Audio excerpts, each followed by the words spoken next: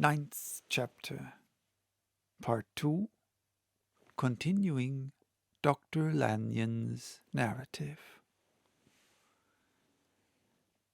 12 o'clock had scarce rung out over London ere the knocker sounded very gently on the door. I went myself at the summons, and found a small man crouching against the pillars of the portico. "You come from Dr. Jekyll?" I asked. He told me yes by a constrained gesture, and when I had bidden him enter, he did not obey me without a searching backward glance into the darkness of the square. There was a policeman not far off, advancing with his bull's eye open, and at the sight I thought my visitor started and made greater haste. These particulars struck me, I confess, disagreeably, and as I followed him into the bright light of the consulting room, I kept my hand ready on my weapon.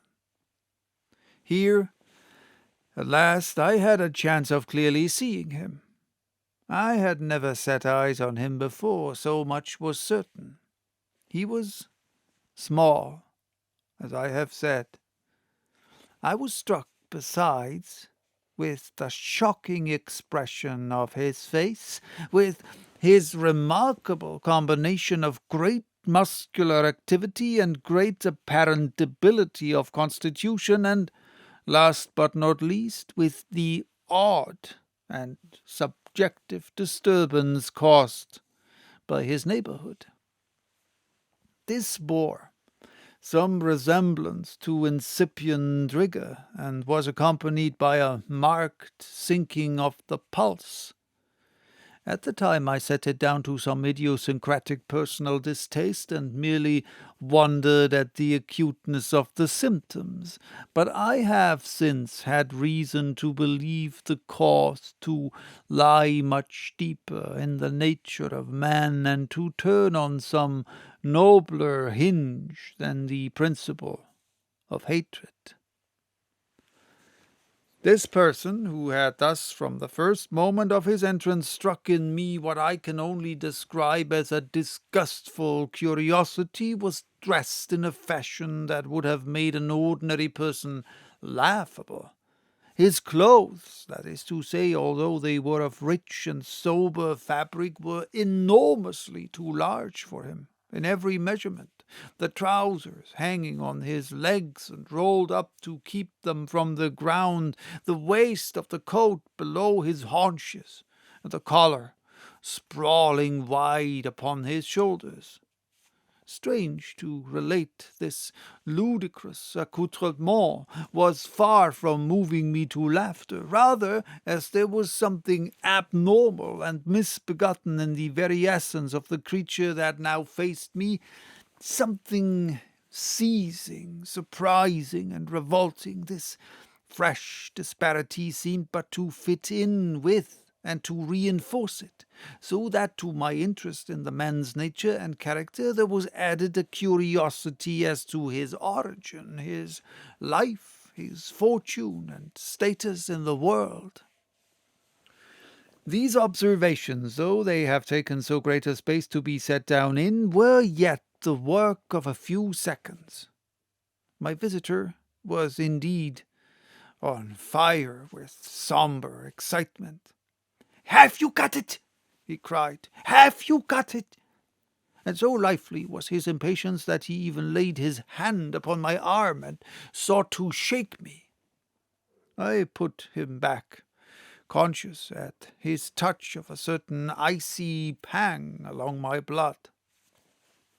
"Come, sir," said I, "you forget that I have not yet the pleasure of your acquaintance. Be seated, if you please." And I showed him an example, and sat down myself in my customary seat, and with as fair an imitation of my ordinary manner to a patient as the lateness of the hour, the nature of my preoccupations, and the horror I had of my visitor, would suffer me to muster. "I beg your pardon, Dr. Lanyon," he replied, civilly enough, What you say is very well founded, and my impatience has shown its heels to my politeness. I come here at the instance of your colleague, Dr. Henry Jekyll, on a piece of business of some moment, and I understood. He paused and put his hand to his throat, and I could see, in spite of his collected manner, that he was wrestling against the approaches of the hysteria. I understood a drawer, but here I took pity on my visitor's suspense and some perhaps on my own growing curiosity. "There it is, sir," said I, pointing to the drawer, where it lay on the floor behind a table and still covered with the sheet. He sprang to it, and then paused and laid his hand upon his heart. I could hear his teeth grate with the convulsive action of his jaws, and his face was so ghastly to see that I grew alarmed both for his life and reason. "Compose yourself," said I. He turned a dreadful smile to me, and as if with the decision of despair plucked away the sheet. At sight of the contents, he uttered one loud sob of such immense relief that I sat petrified, and the next moment, in a voice that was already fairly well under control, "Have you a graduated glass?" he asked. I rose from my place with something of an effort and gave him what he asked. He thanked me with a smiling nod, measured out a few minims of the red tincture, and added one of the powders. The mixture, which was at first of a reddish hue, began in proportion as the crystals melted to brighten in colour, to effervesce audibly, and to throw off small fumes of vapour. Suddenly, and at the same moment, the ebullition ceased, and the compound changed to a dark purple, which faded again more slowly to a watery green. My visitor, who had watched these metamorphoses with a keen eye, smiled, set down the glass upon the table, and then turned and looked upon me with an air of scrutiny. "And now," said he, "to settle what remains. Will you be wise? Will you be guided? Will you suffer me to take this glass in my hand and to go forth from your house without further parley, or has the greed of curiosity too much command of you? Think before you answer, for it shall be done as you decide, and you shall be left as you were before, and neither richer nor wiser, unless the sense of service rendered to a man in mortal distress may be counted as a kind of riches of the soul, or, if you shall so prefer, to choose a new province of knowledge, and new avenues to fame and power shall be laid open to you here in this room upon the instant, and your sight shall be blasted by a prodigy to stagger the unbelief of Satan." "Sir," said I, affecting a coolness that I was far from truly possessing, "you speak enigmas, and you will perhaps not wonder that I hear you with no very strong impression of belief, but I have gone too far in the way of inexplicable services to pause before I see the end." "It is very well," replied my visitor. "Lanyon, you remember your vows. What follows is under the seal of our profession. And now, you who have so long been bound to the most narrow and material views, you who have denied the virtue of transcendental medicine, you, who have derided your superiors, behold!" He put the glass to his lips and drank at one gulp. A cry followed. He reeled, staggered, clutched at the table and held on, staring with injected eyes, gasping with open mouth, and as I looked there came, I thought, a change. He seemed to swell.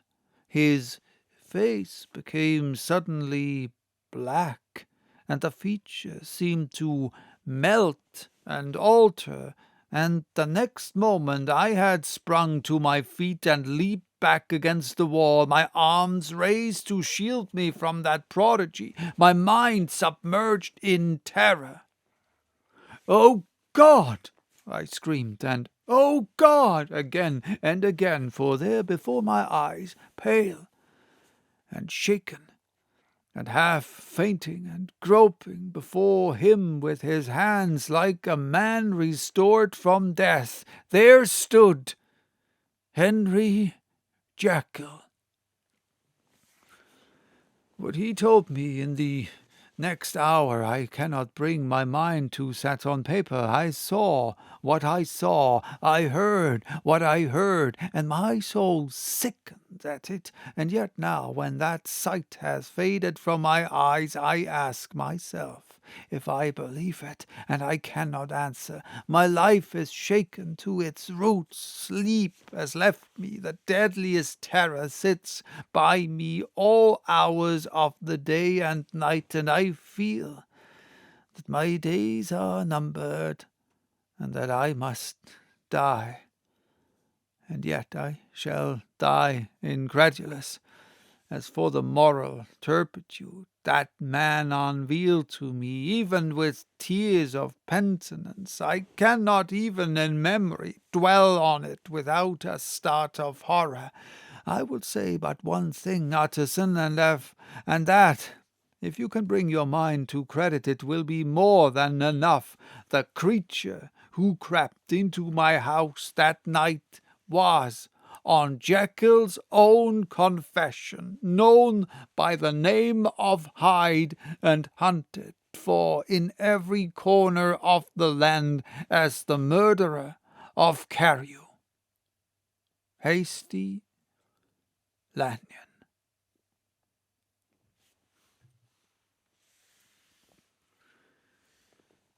So, that was chapter 9. Bye-bye. Till next time with chapter 10. Henry Jekyll's full statement of the case.